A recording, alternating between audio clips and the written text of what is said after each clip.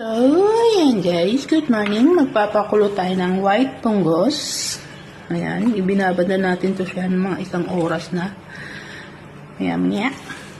Tapos magpapakulo tayo nitong luhangko o mamordita fruit. Ihalo lang natin siya guys. China longan, honey dates, at wolfberry, at saka red dates. So, ayan yung magiging cooling drink natin guys.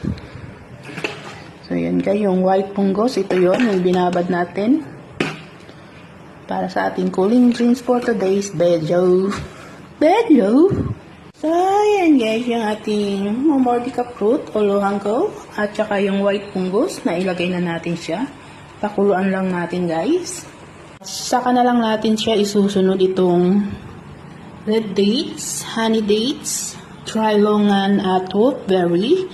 Pag luto na yung dalawang isinalang natin na luhangko at white punggos, pakulan natin yan siya ng mga isang oras mahigit. Bago natin ilagay itong mga to. Kasi madali lang naman ito maluto. Itong dalawang to kapag wala ng apoy. Kapag luto na, ito ilalagay natin bago maluto. Bago matapos. So yun guys, yung ating cooling drinks. Done po. Kawangan.